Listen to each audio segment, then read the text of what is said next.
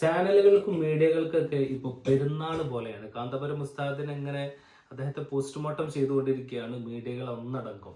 പ്രത്യേകിച്ച് ഇസ്ലാം വിരോധികളായ ഇസ്ലാമിനെതിരെയുള്ള അജണ്ടകൾ മറച്ചു വെക്കുന്ന ചില മീഡിയക്കാര് വളരെ കൃത്യമായി കൊണ്ട് തന്നെ അവരുടെ അജണ്ടകൾ ഇതിനുള്ളിലൂടെ നടപ്പിലാക്കുന്നുണ്ട് എന്നുള്ളതാണ്. പക്ഷെ ഇതൊന്നും ഇവിടെ അപ്രസക്തമായി പോകുന്ന ഒരു സാഹചര്യത്തിലേക്കാണ് കാര്യങ്ങൾ മുന്നോട്ട് പോകുന്നത്. നമുക്ക് ഈ ഒരു മുസ്ലിം സംഘടനകളിൽ പ്രധാനമായിട്ടും സുന്നികൾ, മുജാഹിദുകൾ എന്ന ഈ രണ്ട് വിഭാഗമാണ് കേരളത്തിൽ പ്രബലമായിട്ടുള്ള മുസ്ലിം വിഭാഗം എന്നുള്ളത്. ഈ രണ്ട് വിഭാഗവും കാന്തപുരം ഉസ്താദിന് പിന്തുണയുമായിട്ട് വന്നു എന്നുള്ളതാണ്. രാഷ്ട്രീയ പാർട്ടിയായിട്ടുള്ള മുസ്ലിം സാമുദായിക പാർട്ടിയായിട്ടുള്ള മുസ്ലിം ലീഗും കാന്തപുരത്തിന് പിന്തുണയുമായിട്ട് വന്നിട്ടുണ്ട്.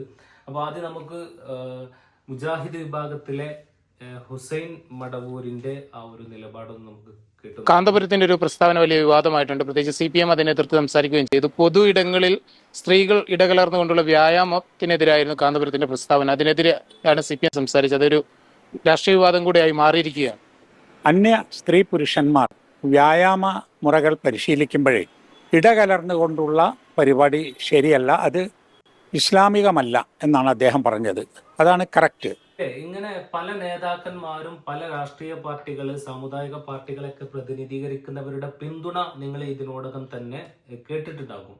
അപ്പോ ഈ ഒരു ഇസ്ലാം മതത്തെ, കാന്തപുരത്തെ ഉപയോഗിച്ചുകൊണ്ട് ഇസ്ലാം മതത്തെ മോശമായി ചിത്രീകരിക്കുന്നവരോടാണ് ഇനി അതിന്റെ പിന്നാലെ പോവുകയാണെങ്കിൽ ഉറപ്പായിട്ടും നിങ്ങൾക്കത് പ്രതികൂലമായിട്ടേ ബാധിക്കുകയുള്ളൂ. ഇപ്പൊ അങ്ങനെ സംഭവിച്ചുകൊണ്ടിരിക്കുകയാണ്.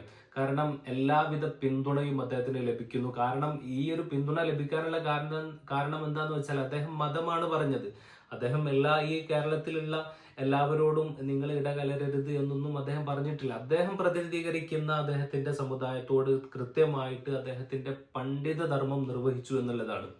അപ്പോ വെറുതെ ഒരാളുടെ പിന്നിൽ, അതായത് വലിയൊരു സമുദായ പാർട്ടിയുടെ നേതാവായിട്ടുള്ള ഒരു മതത്തിന്റെ നേതാവായിട്ടുള്ള കാന്തപുരത്തിന്റെ പിന്നിൽ ഇനിയും നിങ്ങൾ പോവുകയാണെങ്കിൽ അത് വലിയ ഭവിഷ്യത്തായിരിക്കും, വലിയ തിരിച്ചടിയായിരിക്കും. ഈ ഒരു സമൂഹത്തിന് മുമ്പിൽ ഇവരെ ഇത്തരത്തിൽ തെറ്റായി പ്രചരിപ്പിക്കുന്നവർക്ക് ഉണ്ടാവുക എന്നുള്ള മുന്നറിയിപ്പോട് കൂടി നമ്മൾ അവസാനിപ്പിക്കുകയാണ്. Thanks for watching.